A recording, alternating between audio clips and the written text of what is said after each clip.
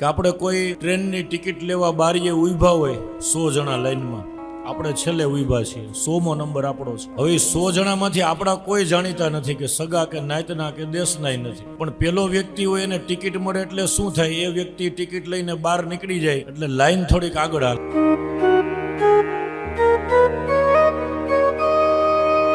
કે જેને મૃત્યુનો ભય જાય ને પછી એ મુક્ત જ છે. મૃત્યુ પછી મોક્ષ મળે એવું નહીં, પણ એકવાર આપણો મૃત્યુનો ભય જતો રહીએ ને એટલે આપણે મુક્ત જ છીએ. પછી મૃત્યુને ભૂલવાની જરૂર નથી અને વારંવાર યાદ કરવાની જરૂર નથી. જો આપણે ભૂલી જઈએ કે મારે એક દી મરવું છે ને, તો આપણી અંદર અહમ આવી જાય, તો પછી આપણાથી પાપ થાય, ડર વહી જાય, ભય વહી જાય. એટલે ભૂલવાનું તો નથી. સમાજમાં થતું દરેક મૃત્યુ આપણને અસર કરે છે. ઘણા એમ કે ગામમાં કોઈ ગુજરી જાય તો આપણે શું, એ કે આપણા સગા કે નાતના છે, આપણે શું ફેર પડે? અરે ગામમાં શું, વિદેશની અંદર અમેરિકામાં કોઈ માણસ ગુજરી જાય ને એની આપણને અસર થાય છે, ભલે આપણે એને ઓળખતા નથી. કેવી રીતે? કે આપણે કોઈ ટ્રેનની ટિકિટ લેવા બારીએ ઊભા હોય 100 જણા લાઈનમાં, આપણે છેલ્લે ઊભા છીએ, 100મો નંબર આપણો છે. હવે 100 જણામાંથી આપણા કોઈ જાણીતા નથી કે સગા કે નાતના કે દેશનાય નથી, પણ પેલો વ્યક્તિ હોય એને ટિકિટ મળે એટલે શું થાય, એ વ્યક્તિ ટિકિટ લઈને બહાર નીકળી જાય એટલે લાઈન થોડીક આગળ હાલે. હવે પેલો વ્યક્તિ આપણે એને ઓળખતા નથી, છતાંય આપણને અસર થઈ ને, એને ટિકિટ મળી એટલે આપણને શું અસર થઈ, આપણે લાઈનમાં જ ઊભા, થોડાક આગળ હાલ્યા. એ મૃત્યુનું આવું જ સમજવાનું કે આપણે બધા લાઈનમાં જ ઊભા છીએ. એક જણાની ટિકિટ મળી ગઈ એટલે આપણી લાઈન થોડીક આગળ તો આવેલી ને, ભલે આપણે એને ઓળખતા નથી.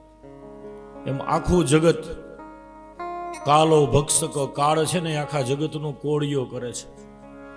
એટલે બેદરકાર નહીં રહેવાનું, જાગી જવાનું, સતત જાગૃત રહેવાની જરૂર છે. આ કથા સાંભળ્યા પછી કથામાં એવું નથી કીધું કે તમે સંસાર છોડીને ક્યાંક સાધુ થઈ જાઓ.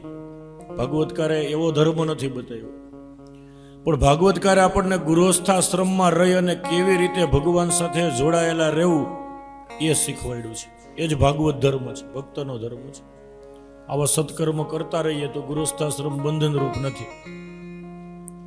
આપણી જે લક્ષ્મી છે એ ભગવાન નારાયણના ચરણો સુધી પહોંચતી રહીએ તો આ ગૃહસ્થાશ્રમ છે ને એ બંધન નહીં પણ મોક્ષનું કારણ બની જાય છે. એટલે આખું જગત મૃત્યુની લાઈનમાં ઊભું છે, આપણે બધા એમાં આવી ગયા, નાના મોટા. પછી એવું નથી કે 80-90 વર્ષે જ મૃત્યુ આવે, એવું કઈ બંધારણ તો નથી કે વૃદ્ધ થાશું પછી જ મરશું. મૃત્યુ તો ગમે ત્યારે આવી જાય, માના ગર્ભની અંદર આવે, જન્મતાની સાથે આવે, 20-25 વર્ષે આવે, 50, ગમે ત્યારે આવી શકે. પરીક્ષિતને તો ખબર હતી કે 7 દિવસ પહેલા મૃત્યુ નથી આવવાનું, તોય એ જાગી ગયો, બધું છોડી અને ભાગવતને શરણે વહી ગયા. આપણને તો એ ખબર નથી કે ક્યારે શું થવાનું. આગલી કઈ મિનિટ આપણા જીવનની છેલ્લી સેકન્ડ હોય અને આપણે 20-25 વર્ષના આયોજન કરીને બેઠા છીએ. આપણા આયોજન એવા જોઈએ ને કે 10-20 વર્ષ પછી અમે આ કરશું, દીકરાના લગ્ન કરશું, એને ત્યાં બાળકો આવશે, પણ આપણને ક્યાં એવી ખબર છે કે આપણે ત્યાં સુધી પહોંચવાના, આપણે ત્યારે હસવું કે નહીં. વળી મૃત્યુનો પ્રસંગ કેવો છે, જીવનનો એવો એક જ પ્રસંગ છે કે આપણો પ્રસંગ હોય ને આપણી હાજરી ન હોય. નહીતર આપણી સગાઈ થાય, આપણા લગ્ન થાય, આપણા પ્રસંગ કહેવાય ને આ બધા, એમાં આપણી હાજરી હોય, આપણે મુખ્ય હોય, બધા આપણને પૂછે, આપણું ધ્યાન રાખે. તો એ મૃત્યુ આપણો જ પ્રસંગ છે. જે દિવસે આપણે મરીએ તેથી આપણા માટે જ બધા ભેગા થયા હોય, પણ આપણી હાજરી ના હોય. પછી ભેગા થયા હોય આપણા માટે જ, છતાં આપને તો ખબર નથી પછી શું કર્યું. આ જીવનની વાસ્તવિકતા છે. આ કોઈ ડરાવવાની કે ભયની વાત નથી, પણ કથા સાંભળ્યા પછી આ જ જ્ઞાન પ્રગટ થાય કે મૃત્યુની વાસ્તવિકતાને જે માણસ સ્વીકારી લે પછી એ કોઈ દિવસ પાપ કરે ને, એ કોઈનું મન ન દુભાવે, અપમાન ન કરે. કોઈ માન દે તો એ ઠીક છે, અપમાન કરે તો એના પ્રત્યે મનમાં વેર ન રાખે.